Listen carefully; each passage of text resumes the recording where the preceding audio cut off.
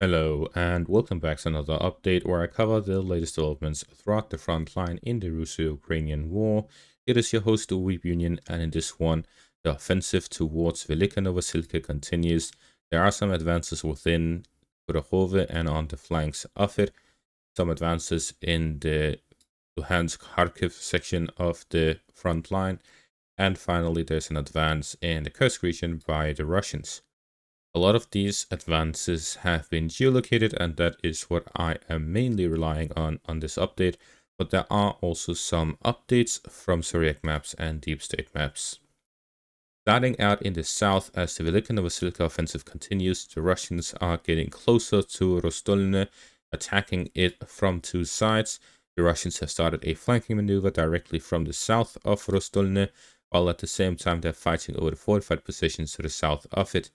The Russians have already reached the outskirts of Rostolne, and according to Deep State Map, the Russians are storming the settlement itself, as well as Velika Novosilka, where fighting is taking place over the fortified positions on the final line of defense just east of the settlement. At the same time, the Russians have started storming the fortified positions of the Ukrainians just north of Yasna Polyana. There are these two lines of defense northeast of Velika Novosilka. These consists of anti-tank ditches and dragon teeth fortifications. This means that these are fortified positions that are made to prevent the Russians from moving through these positions. However, the Russians are simply bypassing them from attacking from the side, which allows them to move over. However, the Russians will also need to create some gaps along the roads because they will be moving through them to shorten the supply lines and avoid a wider front. The reason for this is that the Russians would have to start storming Rusliv. To do so, they would need to create some crossings across the anti-tank ditches and dragon teeth to create a proper supply line in and out.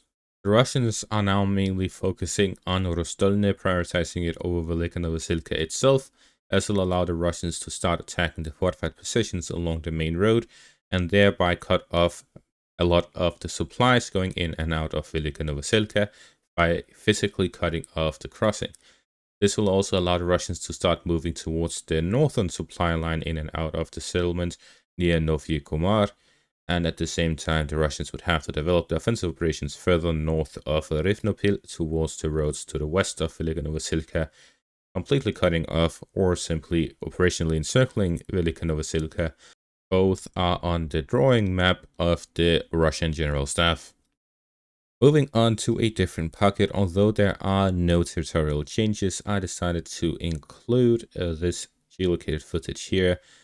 This is a strike, an FPV drone strike, on a Ukrainian vehicle near Uspenivka at the outskirts of the settlement.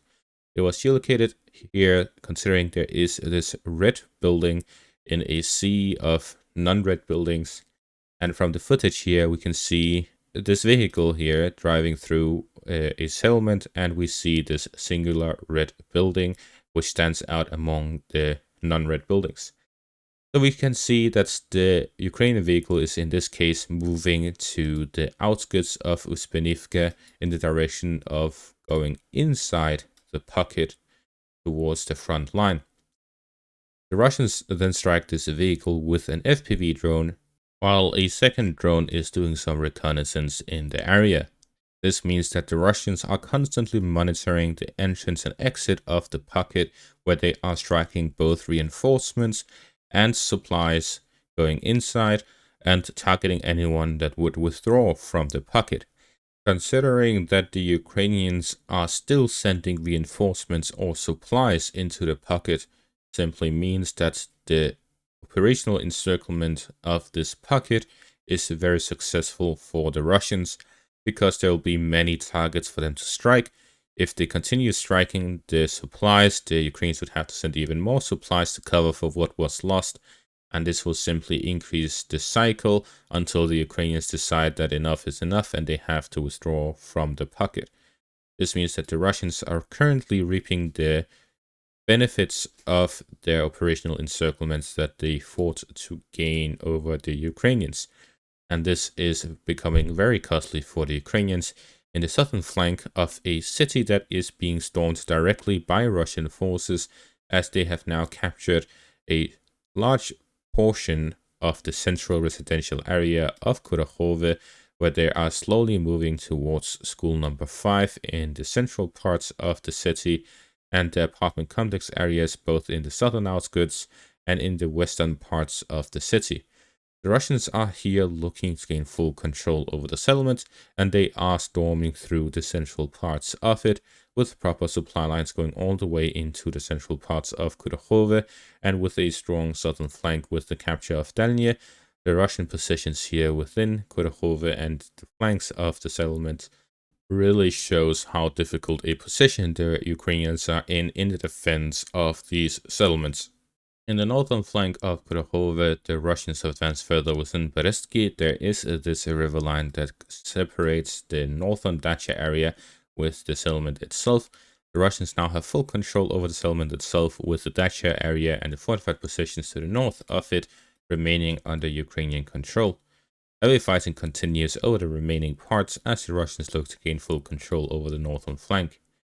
In the direction of Pustinka, the Russians are advancing to the south and east of the settlement, moving slowly along the forest lines and forest patches, capturing them one by one as they move closer and closer to the settlement itself to storm it from 3 separate directions, where the Russians are fighting in the northern, eastern, and southern outskirts of the settlement, where they've captured forest lines in each place respectively.